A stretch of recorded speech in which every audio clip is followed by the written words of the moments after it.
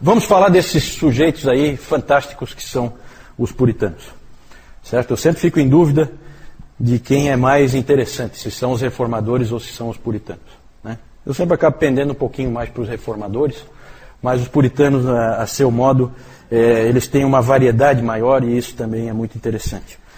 O J.I. Packer, quando ele fala dos puritanos, ele costuma começar, eu recentemente ouvi toda uma série de palestras dele sobre os puritanos, que é fantástica, fantástica. O Packer é um super especialista em puritanos. E ele sempre gosta de começar dizendo que ele vai falar dos velhos e alegres puritanos. Ele fala esse alegres puritano para ver a reação da plateia, para ver o nível de preconceito que já existe na plateia. Então ele faz esse teste primeiro. Né? Porque esse nome puritanos foi jogado na vala comum e foi dada uma ideia errada para todas as pessoas na sociedade de quem esses homens foram. Certo? Quanto a quem esses homens foram. Então há sempre esse preconceito. Na verdade é um preconceito similar ao que os crentes sofrem hoje, né? De que os crentes são pessoas sisudas, são pessoas infelizes. É muito comum haver esse tipo de preconceito e com os puritanos não foi diferente e continua sendo assim. Né? Teve até um escritor que odiava os puritanos, um escritor americano, que ele disse que o puritanismo é a preocupação de que alguém, em algum lugar, esteja feliz.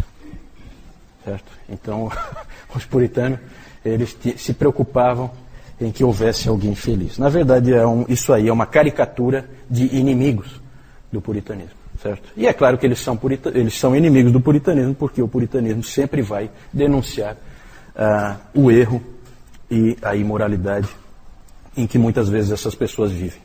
O C.S. Lewis, ele disse uma coisa importante sobre os puritanos, que eu acho que é interessante, vindo dele. Ele fala assim: precisamos ver os puritanos como exatamente o oposto daqueles que carregam esse nome hoje. Então, se alguém hoje, vivendo entre nós, recebe esse nome puritano, então imagine o puritano verdadeiro como o contrário daquela pessoa para quem apontaram o dedo. Né? Devem ser vistos como jovens, ardorosos, intelectuais progressistas, extremamente atualizados e modernos. É exatamente isso que eles eram. O próprio C.S. Lewis escreveu um livro, talvez alguns de vocês conheçam, Screwtape Letters, que no Brasil traduziram, tem vários títulos, tem Cartas do Coisa Ruim, Cartas do Inferno, né? Mas é um livro interessante em que o C.S. Lewis imaginou um diabo, um demônio velho, experiente, cujo nome é Screwtape. Em português deram o nome de Fitafuso, em algumas versões. Ele escreve cartas para um demônio novato, principiante, né, em enganar as pessoas. Dando dicas, ensinando como que se deve enganar as pessoas, levar para o mau caminho, aquela coisa toda, afastar de Deus. Né? E então ele escreve cartas, por isso que é Screwtape Letters, né, as cartas do Screwtape. Ele escreve por Wormwood, que em português é traduzido em algumas versões por Vermebile. E aí, numa parte, ele fala assim: tudo isso, teu paciente, paciente é o cara que o demônio está atacando. Tudo isso, teu paciente provavelmente classificará como puritanismo. E deixe-me dizer de passagem que o valor que nós conseguimos dar a essa palavra foi um dos nossos grandes triunfos dos últimos 100 anos. Através dela, nós salvamos todos os anos milhares de seres humanos da temperança, da castidade e da sobriedade na vida. Certo? Então, claro, do ponto de vista do demônio, ele está salvando a pessoa da sobriedade, da castidade e da pureza na vida, usando esse termo puritanismo. Isso aí é um puritanismo seu. E aí a pessoa vai lá e faz a barbaridade aos olhos de Deus, porque ela classificou com aquela palavra e acha que aquilo ali é uma autorização, né? Porque botou o rótulo de puritanismo, então é uma autorização para fazer qualquer tipo de barbaridade. Então tem essa visão errada. Mas o que é o puritanismo? Na verdade, os puritanos é um movimento, não é um movimento organizado, não é uma igreja. Na verdade, é uma série de pessoas que a gente poderia classificar como um grande movimento. Esses indivíduos, eles surgiram durante o reinado de Elizabeth I, que nós vimos antes, na reforma na Inglaterra, são indivíduos que queriam levar a reforma na Inglaterra à frente, porque a reforma não tinha ido para onde tinha que ir. Não tinha ocorrido na Inglaterra uma adaptação da igreja às escrituras, certo? E esses indivíduos queriam que isso acontecesse. Na verdade, ela começou no reinado de Elizabeth, floresceu no chamado Interregno, ou a República, porque a Inglaterra já chegou a ser uma república, exatamente nas mãos dos puritanos, entre 1640 e 1650, e foi minguando entre a restauração de 1660 e a tolerância de 1689. Depois a gente vai falar um pouquinho mais com mais detalhe disso. Todos os puritanos no início eram parte da igreja da Inglaterra, da igreja anglicana, faziam parte dela. Eles queriam levar em frente a reforma que tinha começado bem com Eduardo VI. Eduardo VI é aquele rei, filho do Henrique VIII, que era um menino e tal, lembra? Que aí assumiu com 10 anos, morreu com 16, e aí tudo foi por água abaixo. Mas estava indo bem. E aí houve aquele balde de água fria com a rainha Maria I. O espírito do puritanismo se vê, como eu disse antes, naquele embate que houve entre John Knox e Richard Cox em Frankfurt, na Alemanha, numa igreja de refugiados ingleses. Ali houve uma discussão entre esses dois homens, em que o John Knox queria adaptar a igreja às escrituras, porque o Senhor Jesus Cristo é o Senhor da igreja, e o Richard Cox veio com aquele argumento bem típico do anglicanismo, que era o seguinte: não, nós queremos uma igreja como era a nossa igreja lá na Inglaterra. Então, o costume é o que é mais importante. Os rituais que nós fazíamos, nós queremos continuar fazendo. Nós não queremos abandonar nada porque as escrituras dizem para a gente fazer de outra maneira. Certo? Então, esse é o espírito tradicional do ser humano. Ele gosta de rituais, ele gosta de manter as coisas como estão, ele não gosta de adaptar as coisas às escrituras. O puritano quer sempre adaptar as coisas às escrituras. Esse nome puritano é um nome que os inimigos deram para os puritanos.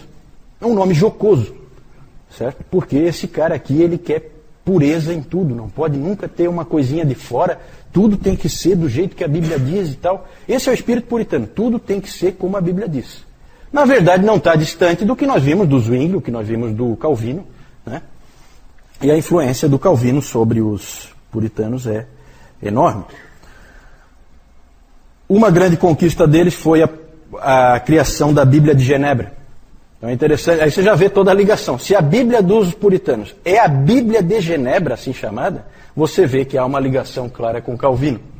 Certo? Na verdade, é uma tradução da Bíblia que foi feita por uma série de eruditos em Genebra, usando como base a tradução do William Tyndale.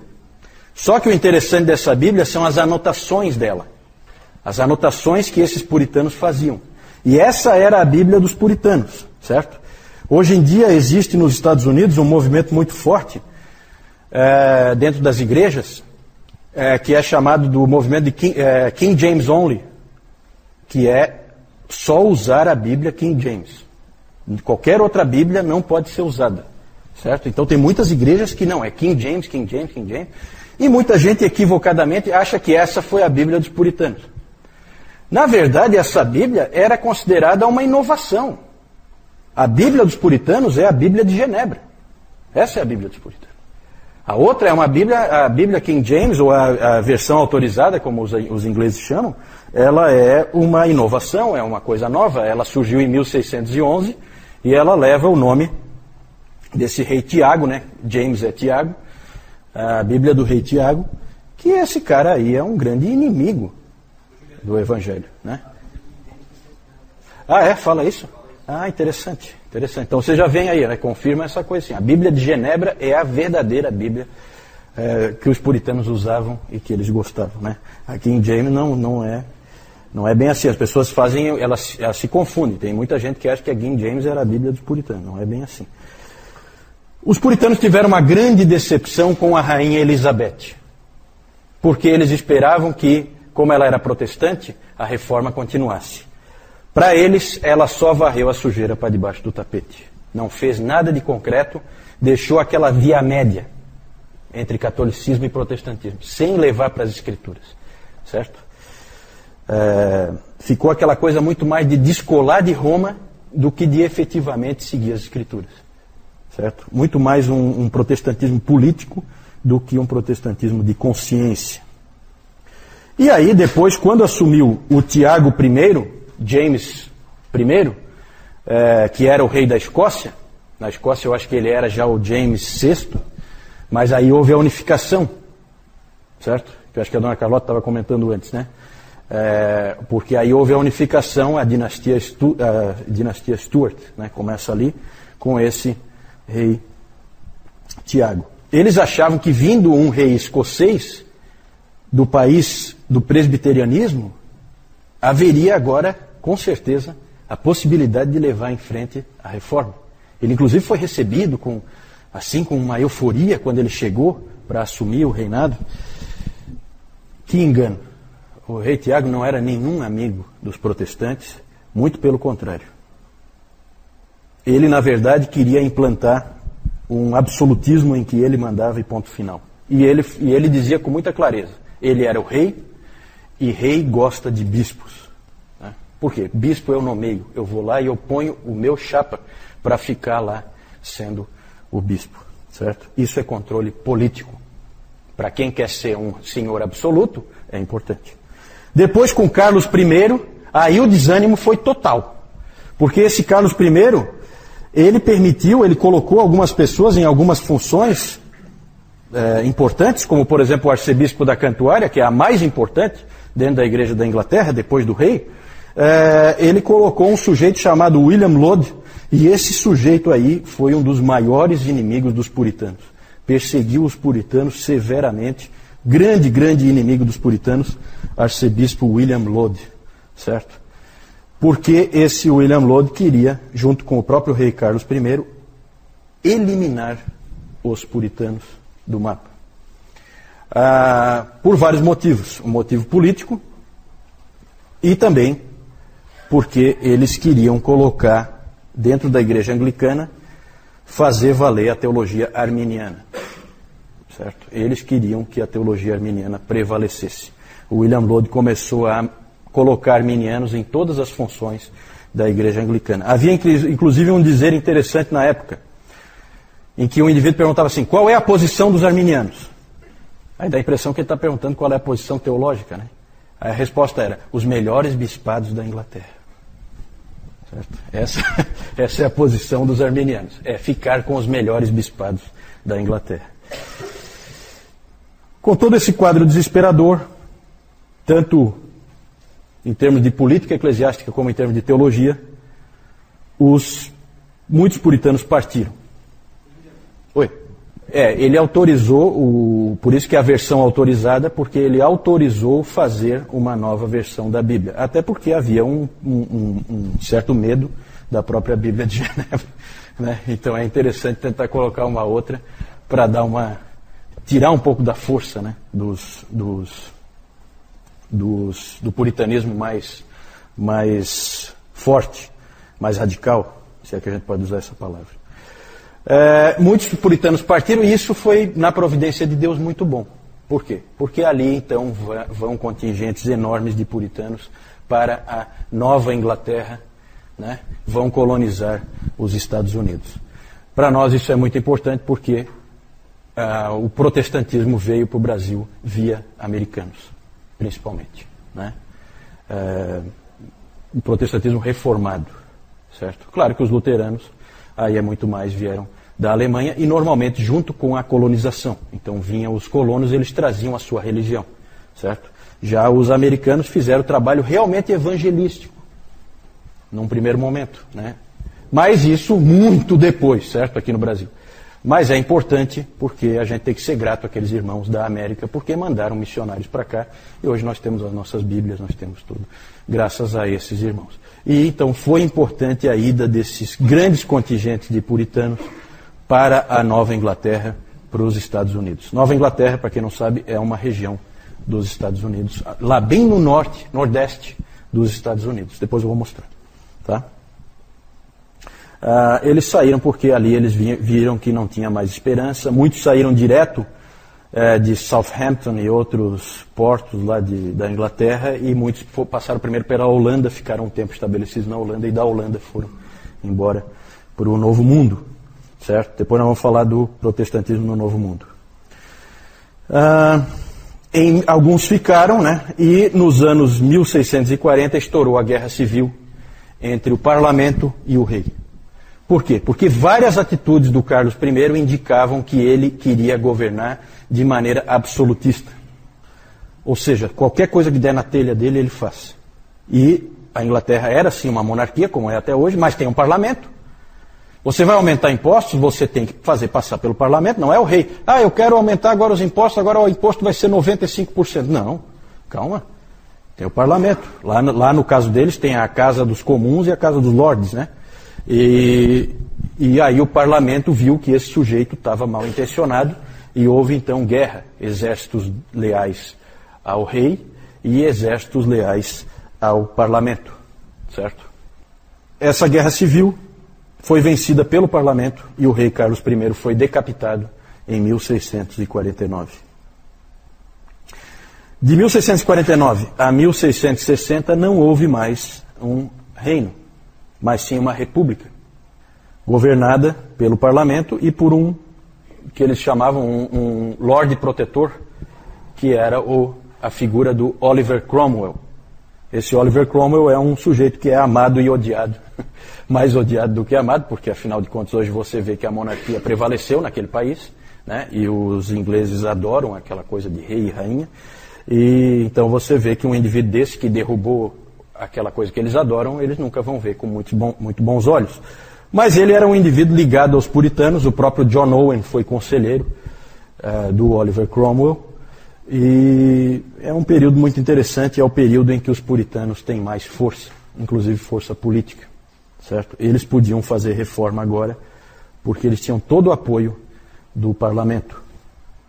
Houve uma série de problemas e tal, no final assumiu o Richard Cromwell, que era o filho do Oliver Cromwell, assumiu quando o Cromwell morreu, e ele não era bom, ele era um péssimo líder, confuso, e o que acabou acontecendo no fim das contas é que 20 meses depois do Oliver Cromwell morrer, o rei Carlos II voltava à Inglaterra e sentava no trono da Inglaterra, e o Reino Unido estava restabelecido. Na verdade, houve uma série de problemas, eu não vou entrar em detalhes, mas os escoceses meio que sabotaram a coisa, porque os escoceses quando o Carlos I foi morto, eles colocaram o Carlos II como rei da Escócia.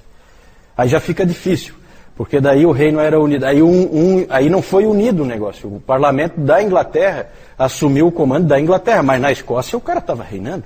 E ele era um pretendente, né? Pretendente não, ele era o legítimo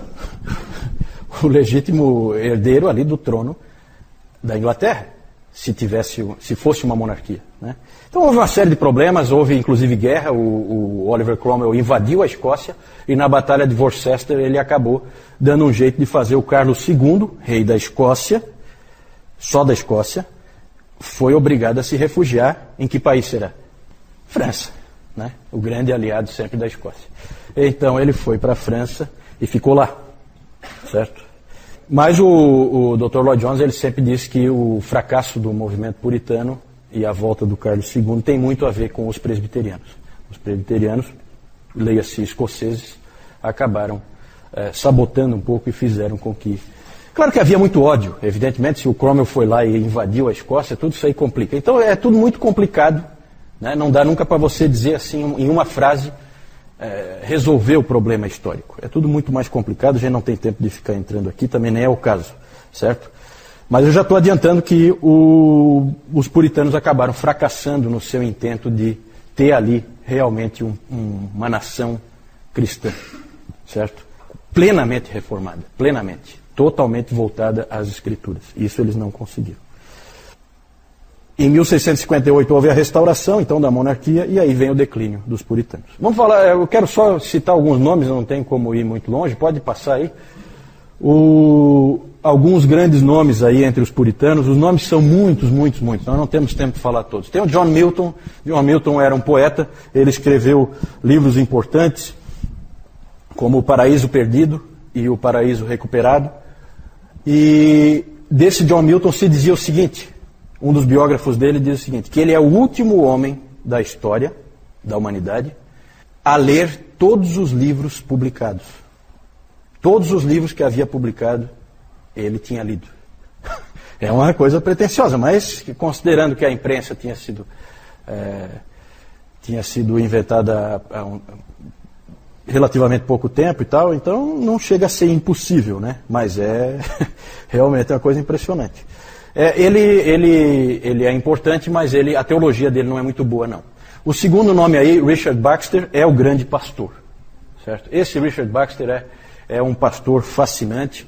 Ele fez um trabalho em Kidderminster, que é uma pequena cidade lá da Inglaterra. Lá ele trabalhou 15 anos, e o que se diz dele é que quando ele chegou lá, não havia nenhum cristão. Quando ele saiu, não havia nenhum ímpio.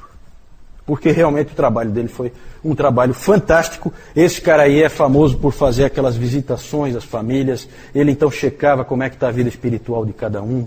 E ele escreveu aquele livro, temos em português, O Pastor Aprovado, né? Que muitos caras desanimam quando leem por causa do padrão elevadíssimo, né? O Dr. Calhoun sempre fala, nunca desanime por causa do padrão elevado que os puritanos colocam no papel, certo? Coloque aquilo como um alvo, mas lembre da graça sempre, né? Mas realmente é um padrão elevado. Outros livros dele, ele tem livros fantásticos, esse Richard Baxter. Um Chamado ao Não Convertido, né? Aqui no Brasil tem traduzido Convite para Viver, que ele usa um texto ali, sensacional ali, ele coloca de uma maneira fantástica, um chamado realmente para aqueles que não são convertidos, para que venham ao Senhor. O Descanso Eterno dos Santos é outro livro dele, em que ele fala do porvir. E o livrão gigantesco dele, um baita de um livro, é o Diretório Cristão.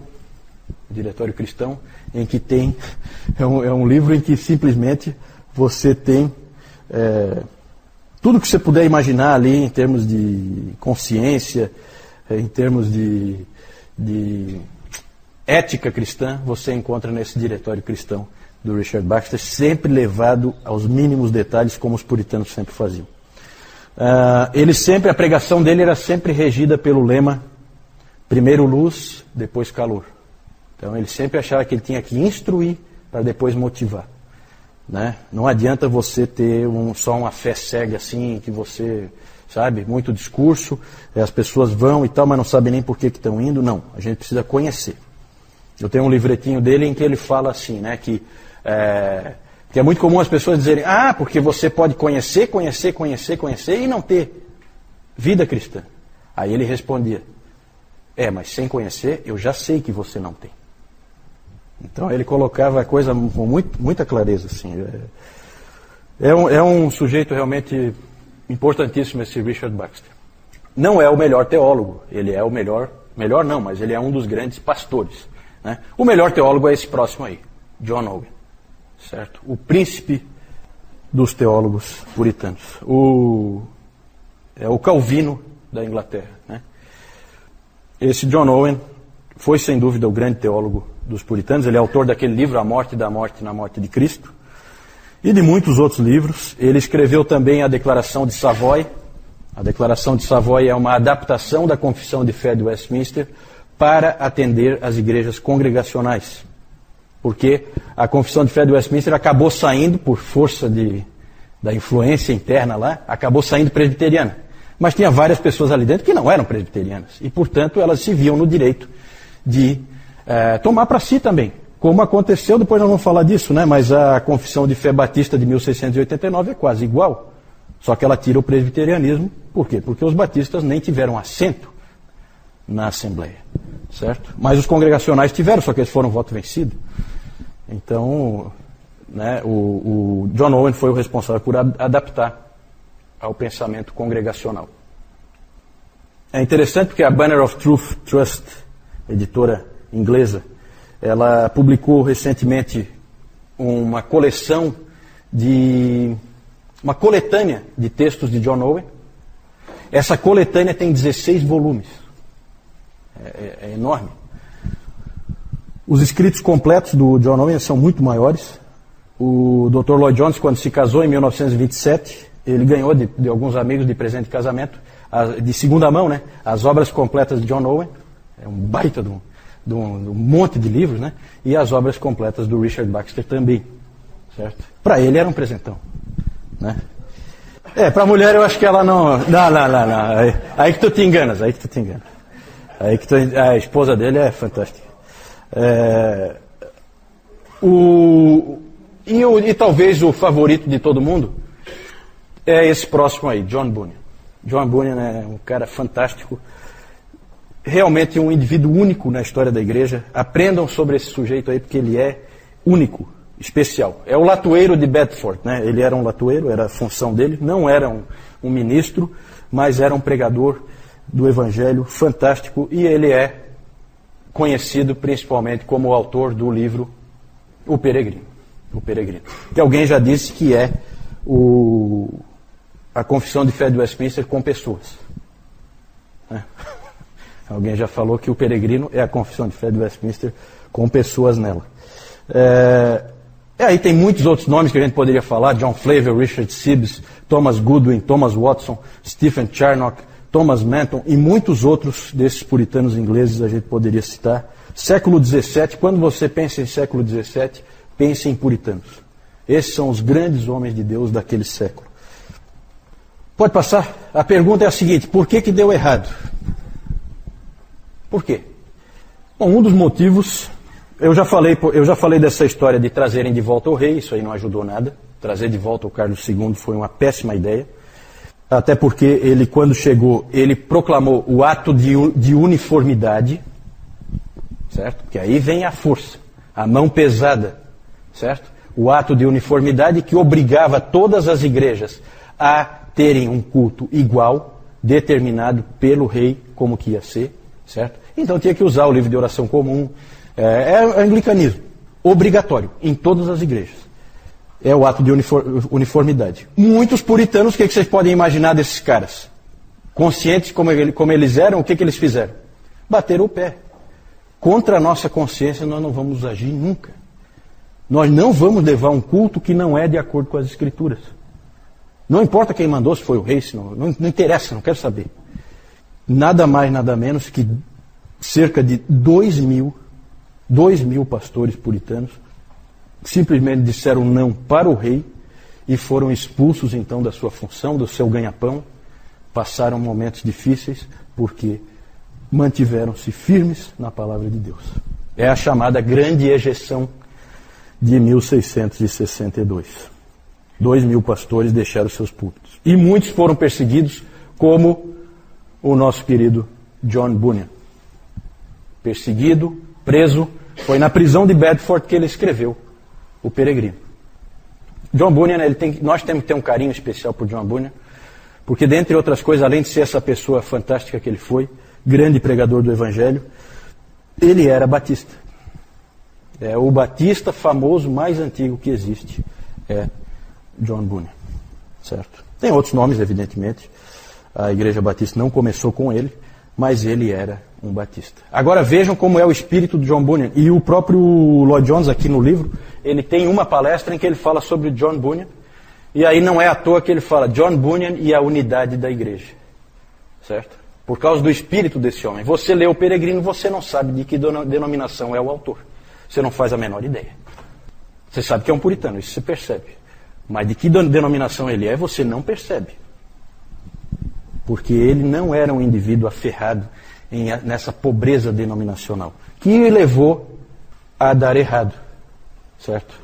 Principalmente por causa da mentalidade de muitos grupos, a mentalidade do tipo tudo ou nada. O Lloyd Jones aborda isso várias vezes, em várias palestras dele ele fala sobre isso, o erro que foi.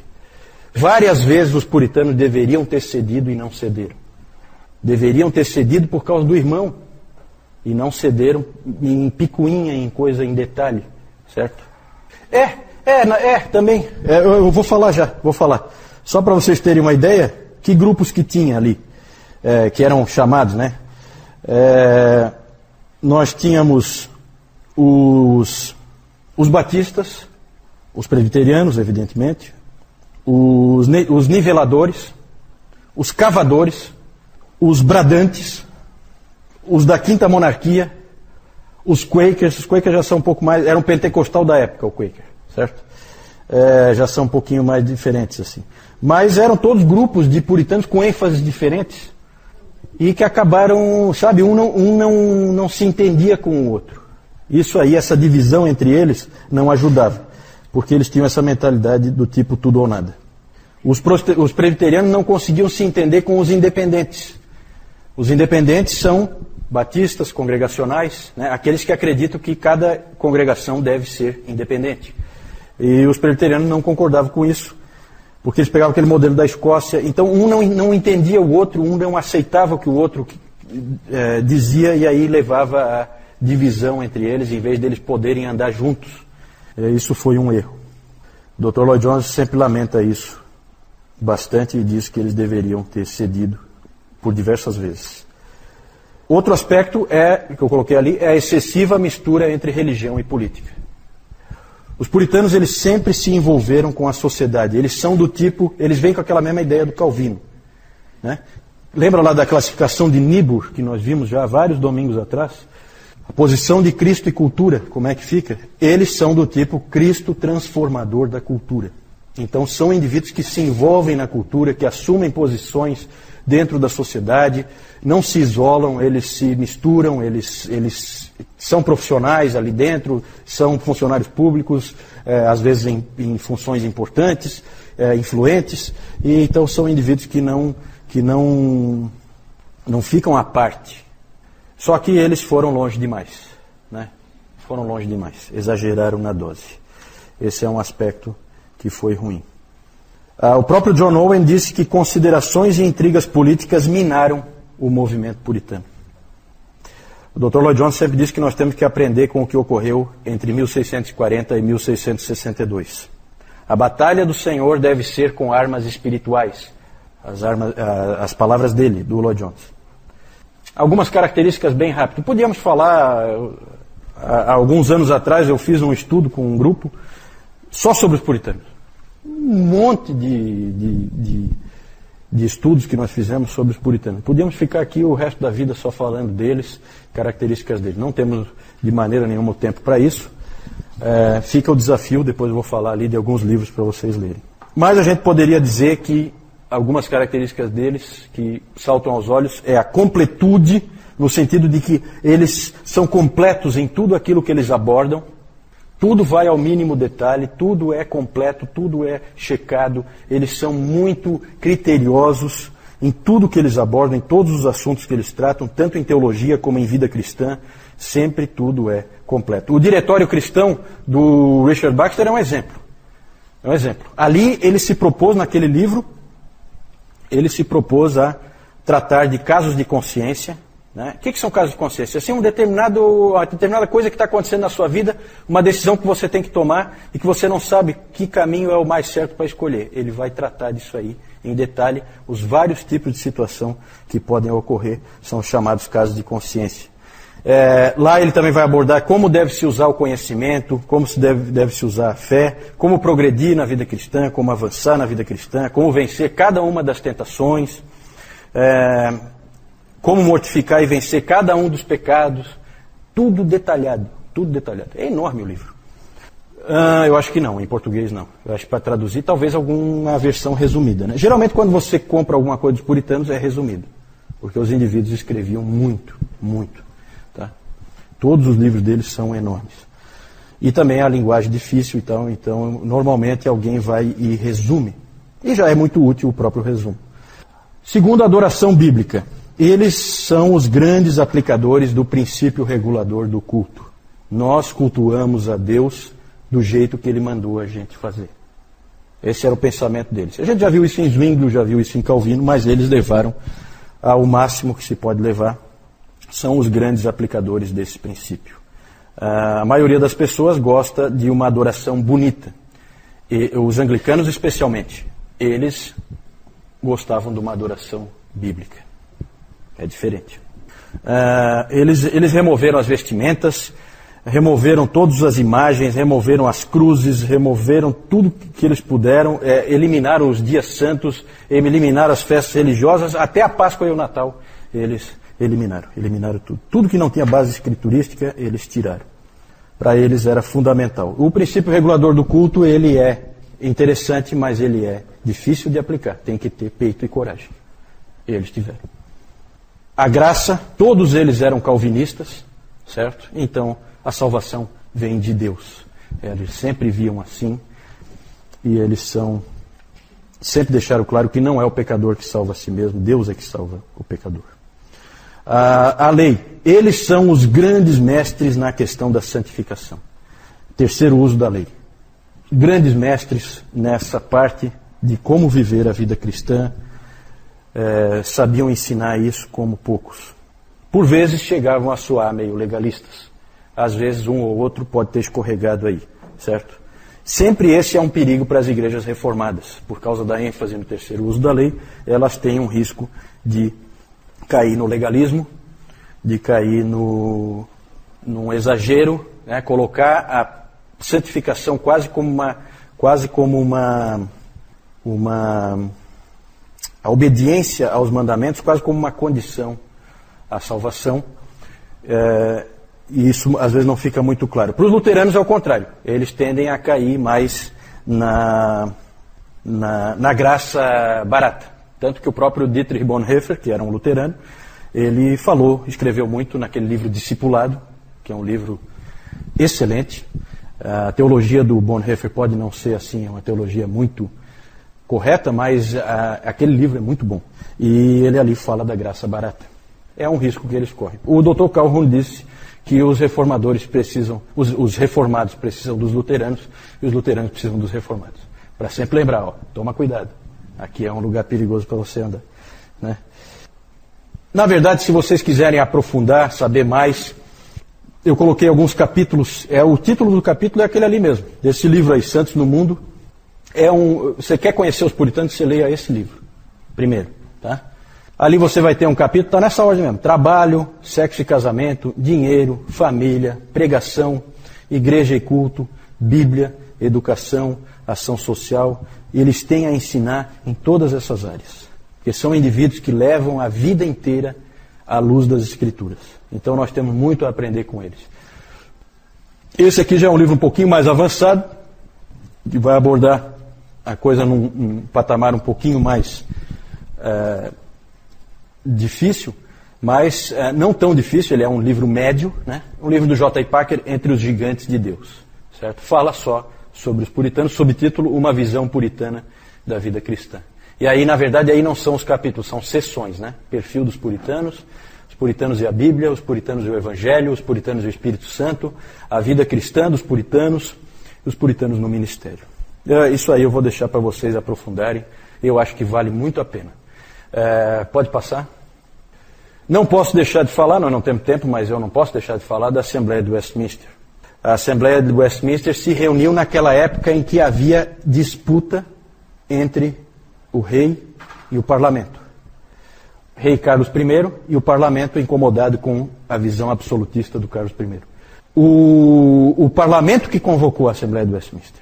O parlamento convocou uma série de teólogos, eminentes teólogos, para elaborarem uma confissão de fé e outros aspectos também, um diretório de culto, catecismos.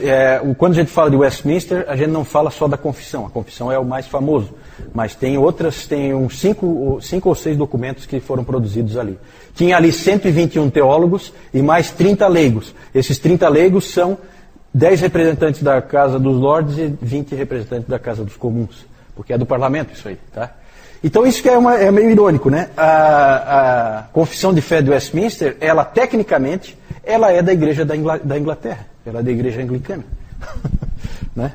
A gente associa muito, e os presbiterianos gostam disso, associa muito ao presbiterianismo, porque a Escócia logo tomou aquilo ali para si como a sua confissão de fé. Mas tecnicamente foi feito pela Igreja Anglicana, foi feito pela Inglaterra esse trabalho, certo?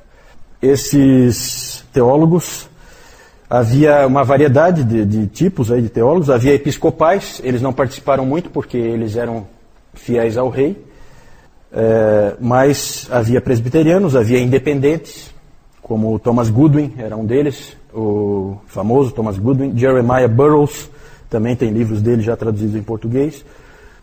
E também foram chamados delegados escoceses. Um deles era o famoso Samuel Rutherford, participou também. Os escoceses foram convidados e vieram ajudar. O Richard Baxter descreveu assim a Assembleia: os teólogos ali reunidos eram homens de eminente conhecimento, piedade, habilidade ministerial e fidelidade.